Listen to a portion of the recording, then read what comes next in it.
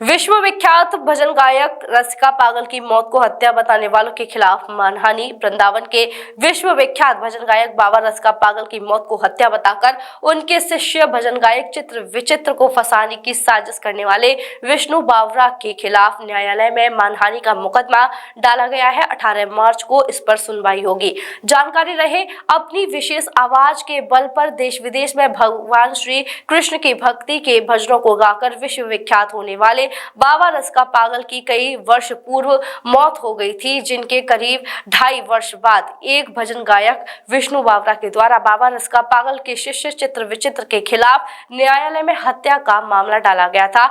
अदालत ने इस मामले में चित्र विचित्र को पूरी तरह बरी कर दिया। अदालत द्वारा बरी किए जाने के बाद चित्र विचित्र के द्वारा विष्णु बावरा के खिलाफ अदालत में मानहानि का मामला दर्ज कराया गया है। इस संबंध में जानकारी देते हुए पवन चतुर्वेदी ने बताया कि बाबा रसिका पागल की हत्या का मामला भजन गायक चित्र विचित्र को ब्लैकमेल करने के उद्देश्य से डाला गया था, जिसमें अदालत ने उन्हें पूरी तरह बरी कर दिया है। इसी वजह से हमारे द्वारा अब विष्णु बावरा के खिलाफ अदालत में मानहानि के मामला दाखिल किया गया है, जिसकी जल्द ही सुनवाई होगी। बिहारी दास और विचित्र बिहारी दास पर विष्णु बावरा ने आज से पूर्व करीब 1.5 वर्ष पूर्व एक 156 दिन का मुकदमा डाला था, जो कि वो न्यायालय ने तफ्तीश के लिए पुलिस विभाग को भेज दी थी।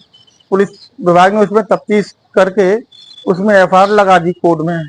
अब एफआईआर महाराज जी की स्वीकृत हो चुकी है, उनको मतलब निर्दोष बरी कर दिया गया एक तरह से। और जो विष्णु बावरा जो व्यक्ति था, उसने एक प्रोटेस्ट डाली थी कोर्ट में, उसमें उसके खिलाफ वो 182 की कार्रवाई कर दी गई है।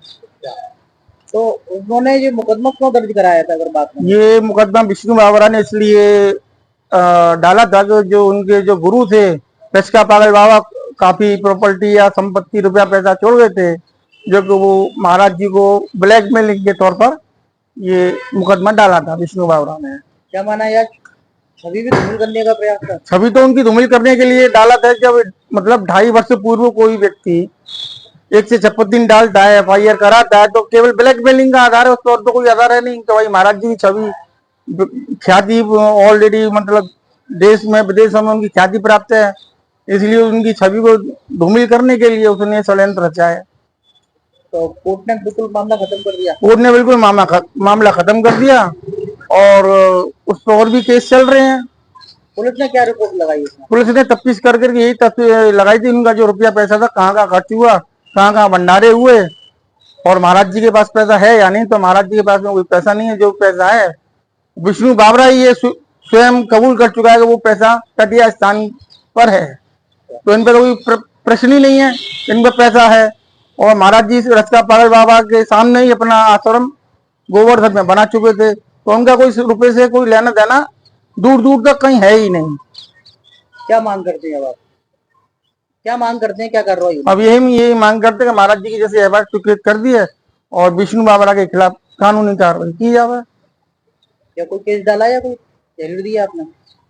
नहीं, हमने एक 156 दिन का एक मानहानि का मुकदमा विष्णु बावरा के खिलाफ कोर्ट में डाल दिया। कब डाला है?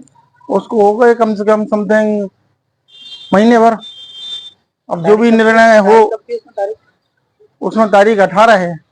कौन सी मार्च? 18 मार्च। विद्या भारती के साथ शिक्षा, संस्कृति, संस्कार और विकास का अनूठा संगम कृष्णचंद्र गांधी सरस्वती विद्या मंदिर इंटर कॉलेज, गायत्री तपोभूमि के सामने, माधव कुंज, मथुरा। सरकार द्वारा प्रदत्त A ग्रेड 5 स्टार रेटिंग विद्यालय, हिंदी एवं अंग्रेजी माध्यम, विज्ञान एवं वाणिज्य संकाय उपलब्ध, संस्कारक्षम वातावरण एवं नैतिक मूल्य आधारित शिक्षा, राष्ट्रीय सेवा योजना और स्काउट, सीसीटीवी द्वारा विद्यालय परिसर की निगरानी एवं वाहन सुविधा, शासन द्वारा घोषित NCERT पाठ्यक्रम, शिक्षण में आधुनिक शैक्षिक तकनीकी से युक्त कक्षाओं में स्मार्ट बोर्ड का प्रयोग, योग्य एवं प्रशिक्षित आचार्यों द्वारा शिक्षण, आधुनिक एवं सुसज्जित प्रयोगशालाएं, करियर काउंसलिंग एवं राष्ट्रीय शिक्षा नीति 2020 के अनुरूप शिक्षण, IIT, NEET, CPT एवं डिफेंस में छात्रों का प्रतिवर्ष चयन, कक्षा 6, 9 और 11 में अपने पाले के उज्जवल भविष्य के लिए प्रवेश दिलाएं। हमारा संपर्क सूत्र है 9457636430।